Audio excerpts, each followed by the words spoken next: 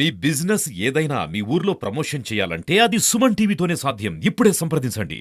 ఈ ప్రభుత్వం ఏర్పాటైన తర్వాత సుమారుగా 16,000 చిల్లరు 16,500 చిల్లర ఉద్యోగాలు అంటే టీచర్ పోస్టును డిఎస్సి ద్వారా వేసి మన కుటుంబాల్లో ఎవరైతే విద్యావంతులు ఉంటారో వాళ్లకు నాణ్యమైన వ్యవస్థను ఏర్పాటు చేసి ఎక్కడ ఏ విధమైన రాజకీయ జోష్యం లేకుండా ఎవరైతే లబ్ధిదారులు ఉంటారో ఎవరైతే నిజంగా చదువుకొని వాళ్ళ విద్యకు న్యాయం చేయాలనుకుంటారో ఆ కుటుంబాల్లో ఉండే వాళ్ళకు మాత్రమే ఉద్యోగం దక్కే విధంగా రేపు నెలలో నోటిఫికేషన్ ఇచ్చి 16,000 ఉద్యోగాలకు కూడా ఈ రాష్ట్రంలో తెచ్చేదానికి కంకణం కట్టుకునింది కూడా చంద్రబాబు నాయుడు అనే గర్వంగా చెప్తున్నా మీ అందరి ముందర.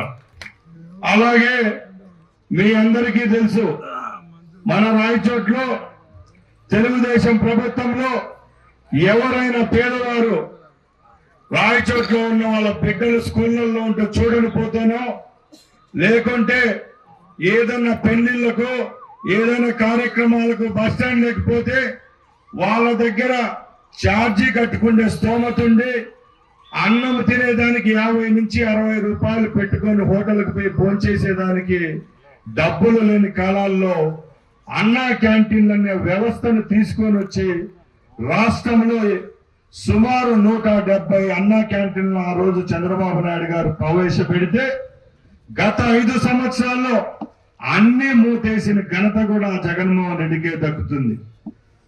ఆ రోజు ఎలక్షన్ల ముందు ఏవైతే చెప్పామో ప్రభుత్వం ఏర్పాటైన తర్వాత తప్పకుండా అన్నా క్యాంటీన్ ఓపెన్ చేస్తామని చెప్పాం.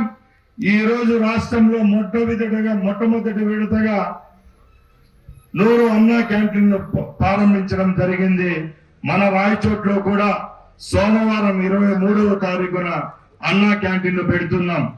అదే అన్నా క్యాంటీన్ లో రాయచోట్లో ఉన్న ప్రైవేట్ హోటళ్లలో 70-80 రూపాయలు పెడితే ఏ విధమైన భోజనం లభిస్తుందో అదే క్వాలిటీతో ఎక్కడ రాజకీయ జోష్యం లేకుండా ఏ విధమైన రాజకీయ మార్గాలు లేకుండా ఇస్కాన్ అనే ఒక ధార్మిక సంస్థకిచ్చి స్వచ్ఛమైన భోజనాన్ని అందించేదానికి కూడా ఈ ప్రభుత్వం చర్యలు తీసుకుంటా ఉందంటే మీరు ఒకసారి గమనించాల. ఎందుకు చెప్తున్నానంటే ఇవన్నీ పథకాలు మా కోసం పెట్టినట్టు కావు, కేవలం పేదవాడి కోసం. ఎవరైతే ఈ రాష్ట్రంలో మరొకసారి తెలుగుదేశం పార్టీ అధికారంలోకి వస్తే తప్పకుండా మంచి జరుగుతుందని ఎవరైతే ఆ రోజు మీ అందరూ దీవెనలు అందించారో మీ అందరి ఓట్లతో మమ్మల్ని అధికారంలో కూర్చొని పెట్టారు, మీ అందరి శ్రేయస్సు కోసమే ఈ క్యాంటీన్లు అలాగే ఈ పథకాలన్నీ ప్రవేశపెట్టడం జరుగుతూ ఉందని తెలియజేసుకుంటున్నా. ఇంకొకటి చెప్తున్నా, ఇక్కడ వర్షాలు లేవు, మన పల్లెల్లో తాగేదానికి కూడా నీళ్లు లేవు. రాష్ట్రంలోనే 175 నియోజకవర్గాలుంటే ఎక్కువగా కరువును పడిన నియోజకవర్గాలు ఏమైనా ఉన్నాయంటే మన చుట్టుపక్కల ఉన్న రాయచోటి, పీలేరు, అలాగే కదిర్లో కొంత భాగము, తమ్మలపల్లి నియోజకవర్గం. రాష్ట్రం అంతా వరదలు వచ్చి కొట్టుకొని పోతా ఉంటే మనకు తాగే నీళ్లు లేవు ఇక్కడ. మొన్న ఉదాహరణలో మీరు టీవీలో చూసింటారు, 12 రోజులు మనకు చెందిన బంధువులైతేనే మనకు స్నేహితులైతేనే మన బిడ్డలు చాలా మంది విజయవాడ పట్టణంలో చదువుకుంటా ఉంటారు. ప్రతిరోజు విజయవాడకు సుమారు 20 బస్సుల్లో మన బిడ్డల తరపునైతేనే వ్యాపారం చేసుకునే దానికి మనం విజయవాడ పోతుంటాం. ఈ రాష్ట్రంలో కూడా విజయవాడ ఒక భాగమే. 100 సంవత్సరాల్లో ఎప్పుడూ లేని విధంగా వరదలు వచ్చి రాత్రికి రాత్రి విజయవాడ పట్టణంలో అర్థము నీళ్లమయం అయిపోయి సుమారు 3-4 లక్షల మంది నీళ్లలో ఉండిపోతే 74 సంవత్సరాల ముఖ్యమంత్రి ఎక్కడ ఎవరు సాహసం చేయలేని విధంగా 12 రోజులు బస్సులో ఉండి విజయవాడలో ఉన్న వర్షంలో చిక్కుకున్న బాధితులను ఆదుకున్నారంటే మీరందరూ గమనించాలా. ఎందుకంటే ఎవరైనా కుర్చీలో కూర్చొని అధికారులపై పెత్తనం చెలాయించి ఇది చేయండి అది చేయండి అంటారు.